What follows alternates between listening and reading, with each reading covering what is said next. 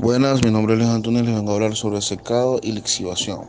Secado. En el secado tenemos el equilibrio, que es la humedad contenida en un sólido húmedo en una solución que ejerce una presión de vapor dependiente de la naturaleza de la humedad, la pureza del sólido y la temperatura. El sólido húmedo se expresa en una corriente de gas a una presión parcial de vapor. El sólido perderá humedad por evaporación o las expresas del gas hasta que la presión de vapor de la humedad del sólido sea igual a la presión parcial de dicha corriente gaseosa. También tenemos las operaciones de secado. En las operaciones de secado es una operación de transferencia de masa a contacto gas líquido, donde la humedad contenida es el sólido. El sólido se transfiere por evaporación hacia la fase gaseosa, en base a la diferencia entre presión de vapor ejercida por el sólido húmedo y la presión parcial del vapor de la corriente gaseosa. Cuando estas dos presiones se igualan, se dice que el sólido y el gas están en equilibrio y el proceso se deseca. Por otro lado tenemos el secado por lote. Generalmente es un proceso en semilotes en donde una cierta cantidad de sustancias que se va a secar se expone en una corriente de aire que fluye continuamente, en el cual se evapora la humedad. Secado continuo.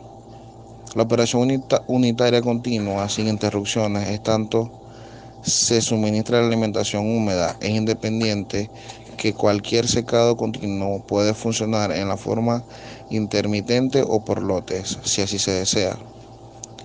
También tenemos el mecanismo de secado por lotes. El secado por lotes es una operación relativa. En consecuencia, se limita a las operaciones en pequeña escala, a plantas piloto o a trabajos de investigación para secar materiales valiosos cuyo costo total será poco alterado por el costo agregado en la operación de secado. Por otro lado tenemos la lixiviación. Lixiviación en múltiples etapas en contracorriente. En el proceso de lixiviación en corriente, en etapas múltiples, las etapas ideales se muestran en la dirección de la corriente de los sólidos o flujo inferior. La fase del disolvente, soluto o fase B, representa la fase líquida de derrame continuo en una etapa o otra corriente, con la fase sólida y que disuelve el soluto al recorrer el sistema. La fase de suspensión continua por el sólidos inertes y una fase líquida de A y C representan el flujo inferior continuo de una etapa a otra. Lixiviación en una sola etapa.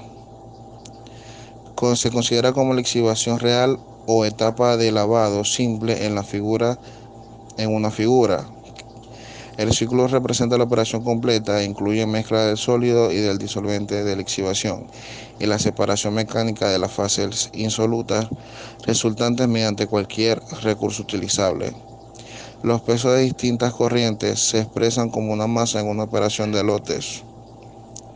Como para la mayoría de los fines, el sólido es insoluble en el disolvente y dado que se obtiene una solución de lixiviación líquida clara, el sólido descargado en los sólidos lixivados se toma como el mismo en los sólidos por lixivar.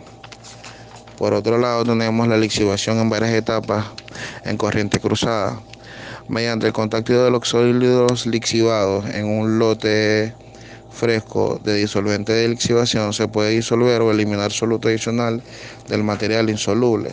Los cálculos para esta etapa adicional simplemente son repeticiones del procedimiento para una sola etapa.